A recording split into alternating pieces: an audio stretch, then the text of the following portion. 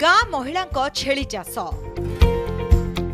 जलेश्वर गोपालपुर गाँवर 13 जन महिला मिसी छेली चाष आरंभ करिसेंती। एथिपई प्राथमिक पर्यायर महिला माने 2,30,000 टंका ऋण नहीं छेली फार्म करिसेंती। फार्म रे एबे 32 टी छेली थिबा बेले एहार जत्न नेउछंती एसएचजी महिला।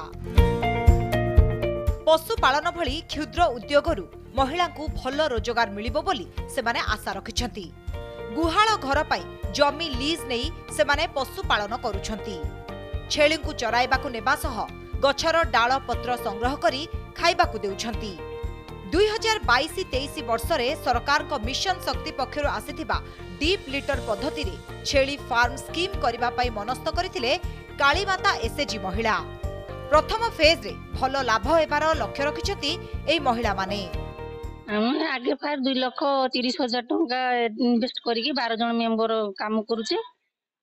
कॉलेज नहीं 2-3 वर्ष लानी पैसा मिलू नहीं एक्सा आम गोष्ठी लोन फोन करी एन करी करूचे।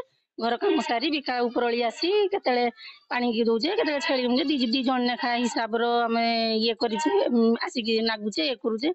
30 टा माई छेली 2 टा बुदा रखीचे 32 टा छेली रखीचे। सखाळा किछि घर काम सारी आसी ए मन पई डालुआ फालुआ जुगाई देउछु आ किछि समय बाहर करके आमे बाहर चोरेबा को ले जाऊ खाद्य का खुआऊ तनी पेज ए सब आनी की खुआऊ। आगरु ए महिला माने अदा चाष करुथिले हेले उत्पादित हेउथवा अदा को साइति रखिबा पई कोनोसी व्यवस्था नथिबारु अदा चाष बंद करिदेले। छेली व्यवसाय रु भल रोजगार आशारे एबे छेली फार्म करिसंती। एथि पई महिला माने घर काम परे समस्ते एकाठी हुंती। दिन को 2 रु 3 घंटा समय दियंती। डालुआ और घास का दउछु चरैते जाउछु किछि समय बाहर करके तापरे आनी की फार्म रो रखी देले तापरे बिका बेलबुता छाड़ी की चरैले।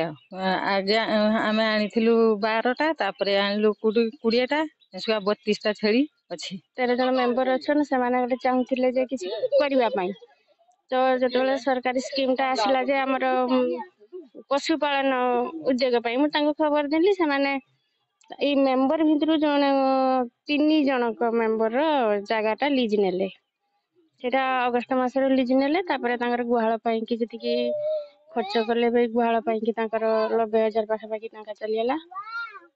प्रथम 12 छेली आनथिले आ एबे आ 20 टा आनी के ता एबे 32 टा करछन 2 टा बुदा आ 30 टा माई छेली।